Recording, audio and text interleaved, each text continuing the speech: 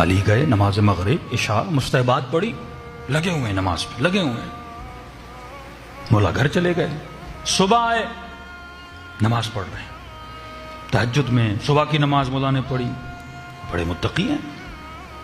नमाज ज़ोहर में आए, मौला ने फिर उनको वहीं देखा, मतलब मौला के आने से पहले मौजूद।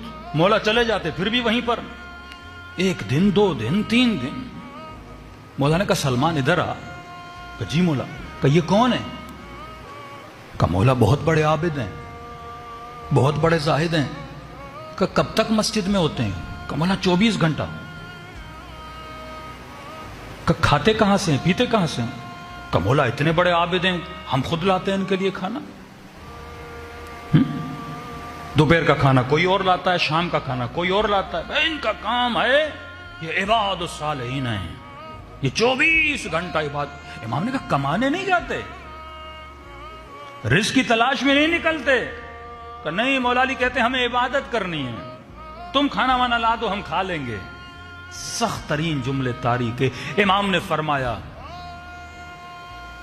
कूफे की गलियों के कुत्ते इनसे बेहतर हैं,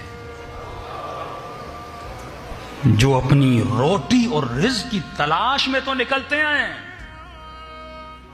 फर्ज है इंसान पर अपनी रोजी की तलाश में निकले। तू कुछ काम कर अपने कमाने के लिए। 24 घंटा आदमी घर में बैठा। ये कैसा जवान है, 25 साल का हो गया, अभी भी तू अपने बाप का खा रहा है, तुझे शर्म नहीं आती? अल्लाह ने हाथ दिया, अल्लाह ने पांव दिया, बस मेरा बाप दे रहा है मैं खा रहा हूं। कोई कहता मेरा बाप करोड़पति है, मुझे कमाने की क्या मतलब? तूने मकसद इंसानियत को गिरा दिया। आज तक कोई गधा देखा है कि कहीं मेरा बाप गधा काम करने गया, मैं कमाने नहीं जाऊंगा? आज तक कोई घोड़ा देखा है ऐसा?